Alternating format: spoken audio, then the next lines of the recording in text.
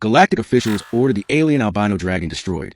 But the order of erasure. The decree came from the Galactic Council itself, carved into the air by shimmering light sigils, and sealed by the Chancellor's personal code. Subject: Albino Dragon Seraphis.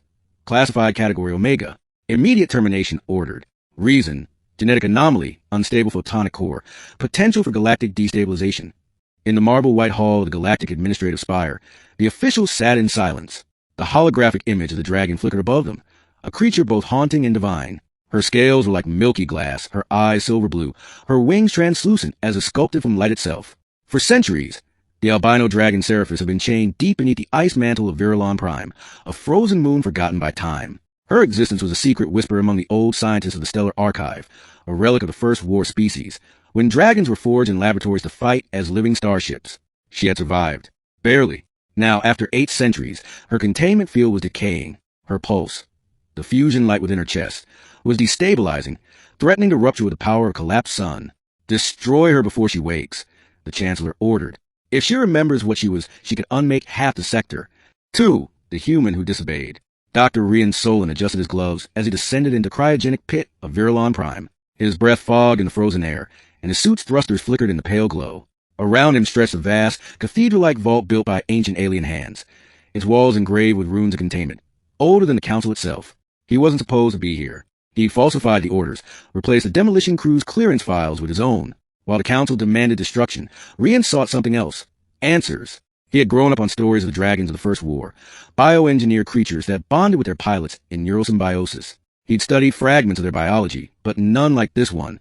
Seraphis was unique, an albino dragon, one of only 3 created. The other 2 had died when their energy cores destabilized. Seraphis alone endured. When Rian reached the base of the chamber, the frost beneath his boots cracked like glass. The light from his lamp glimmered off a mountainous-shaped curl within the ice. Her tail coiled like a serpent's spine, her wings folded close, and her head rested upon her claws like a sleeping angel. Seraphis, he whispered, they called you a weapon, but you look peaceful. The ice pulsed faintly, as if the creature's heartbeat responded to his words. Rian hesitated. He knew he was crossing every law the Council had written. Yet something about her, the stillness, the quiet sorrow in her dormant form, felt wrong to destroy. He activated the scanner on his wrist. The readings shocked him. Energy core, stable. Neural activity, dormant but coherent. Vitality, 72%. Impossible, he breathed. You're alive. And then her eyes opened. Silver light flooded the chamber. 3. The voice of the forgotten. The dragon did not move, yet Rian felt her presence pour into his mind like a river of starlight. Her voice was not heard. It was felt, vibrating through every cell of his body. Who calls me from the dark? Rian stumbled backward, shielding his eyes. I'm Dr. Rian Solon. I came to study you. I didn't mean to. The war is over? Yes, he said softly. It ended 800 years ago. Silence followed. Then, a tremor shuddered through the ice as Seraphis slowly unfurled her wings. The frost cracked and fell away like broken mirrors. When she rose, her full size dwarfed the vault, 50 meters long from snout to tail tip, glowing softly like moonlight incarnate. Her scales shimmered with impossible beauty. Yet behind that beauty was sorrow. They told me the war would end when I slept, she said. They promised peace. Yet I still hear the screams and stars. Rian's heart pounded. He had read about neural echoes, how dragons that survived war attained psychic imprints of every battle, every death, every pilot they'd lost. Why have you awakened me? She asked. I didn't mean to, but the Council ordered your destruction. At that, her pupils contracted to slits. Destroy. Rian nodded, swallowing hard. They fear your core might collapse. They think you're unstable. Unstable? Her tone darkened like distant thunder. It was their greed that broke the balance. They built us to burn their enemies, not to live. And now they fear what they made. Her tail lashed, scattering ice shards into the air. But then, her voice softened again. You did not come to kill me. No, I came to understand you. Then understand this, human. Life does not end because it is feared. Her eyes glowed brighter, and Rian felt his neural implant flicker. She was connecting, forming the ancient bond. He gasped as visions flooded his mind. Memories of warships burning, of galaxies aflame, of a dragon crying out as her pilot, her bonded human, was torn from her heart. When the vision faded, he fell to his knees. You lost someone, he whispered. Seraphis bowed her head. His name was Edric. He promised he'd bring me the dawn. But they destroyed him when they feared his bond with me grew too deep. Rian understood. The Council hadn't just feared Seraphis's power. They feared her empathy. For the Galactic Hunt. When the Council realized that Seraphis's signal had reactivated, they dispatched the Purge Fleet, 30 warships equipped with antimatter lances. In the Council chamber, Admiral Corrin stood before the Chancellor. She cannot be reasoned with, Corrin said. Her kind nearly shattered our colonies. We will burn the moon and everything on it. The Chancellor nodded grimly. Make it clean. The galaxy must never know she lived. Meanwhile, deep within the ice vault, Rian worked feverishly. Seraphis' pulse resonated through the cavern as she gathered energy. They're coming for you, Rian warned. 30 ships. You can't fight them alone. I will not fight, she said softly, but I will not die for their fear. Her chest glowed as she unfolded her wings fully. The crystalline patterns etched in her scales began to hum, forming luminous sigils that reached the walls. The air vibrated with the force of a rising storm. What are you doing? Breaking my chains. The runes of containment shattered. Light erupted upward, splitting the ice ceiling in a thunderous roar. For the first time in 800 years, Seraphis soared into the open sky of Virulon Prime. The sight was divine, an albino dragon ascending through a storm of ice and light, her body glowing against a dying sun. Rian followed in his ship, watching from the cockpit as she rose. His scanner flared with warnings. The Purge fleet was emerging from hyperspace. V, the war returns. The fleet formed a glittering arc in orbit, 30 ships, each bristling with weapons. Admiral Corrin's voice echoed over the comms. To the creature Seraphis, this is your final hour. You are hereby sentenced to eradication by order of the Galactic Council. Seraphis' voice resonated through every channel, even those unconnected. I hear your fear, Admiral. I remember the last time your kind spoke of order. It was carved into the bones of a billion worlds. Corrin grimaced. Fire all answers. Blinding beams of antimatter energy lanced toward her. Seraphis spread her wings and absorbed the impact. Her photonic core blazing brighter than ever. The energy rippled through her scales like liquid starlight, refracting into a million smaller beams that arced harmlessly away. Impossible, Rian muttered. She's converting their fire into light energy. Then, with a beat of her wings, Seraphis released the absorbed energy in a single pulse, a burst of pure radiance that knocked out half the fleet systems without killing anyone. Her voice thundered across the void. I do not seek destruction. Leave and live.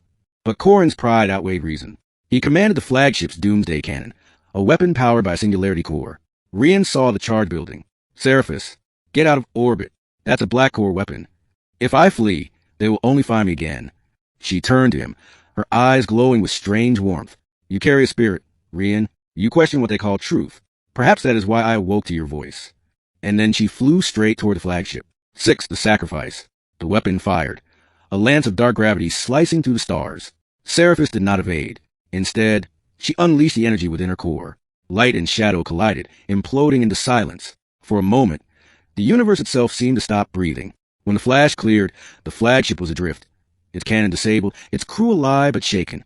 And Seraphis, she was falling. Her wings were torn, her glow fading as she descended toward the icy moon below. Seraphis, Rian shouted, diving his ship after her. He locked onto her falling form, activating his tractor field to slow her descent. The two crashed into the frozen plains in a storm of light and snow.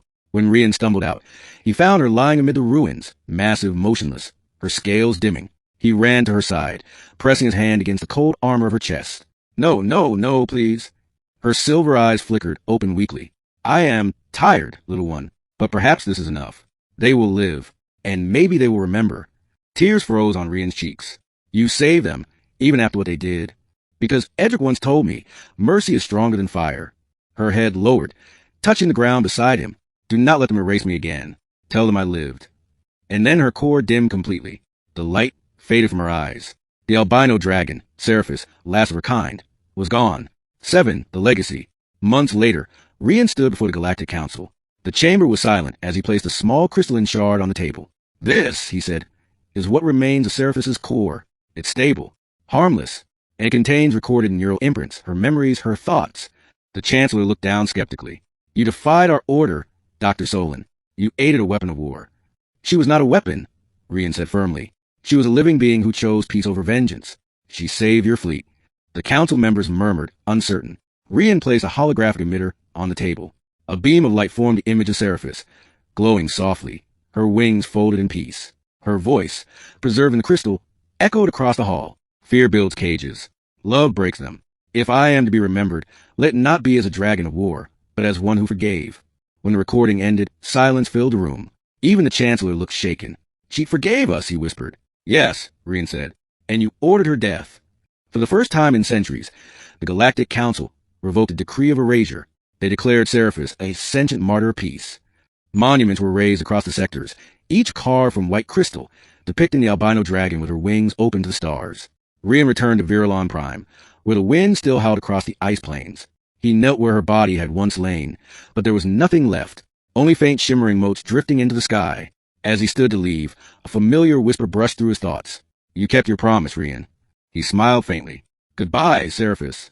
Above him, the auroras brightened, pure white and silver, dancing like dragon wings. 8. The True Awakening. Years passed. Rian grew old, his hair turning silver like her scales. Yet every night, he looked up at the stars, wondering if any fragment or consciousness had survived in the quantum fabric of the galaxy. Then one evening, his observatory sensors detected an anomaly, an immense energy wave emerging from a nebula on the edge of known space. He magnified the image. His heart stopped. It was her silhouette, vast, luminous, formed entirely of photonic energy, no longer flesh, but light. You thought I was gone, her voice whispered through the static of the cosmos. But light never dies. It only changes form. Rian sank into his chair, tears in his eyes. You became one with the stars. I became what they feared most, a living hope. Across the galaxy, others saw her too. The fleets, the colonies, the children who grew up hearing her story.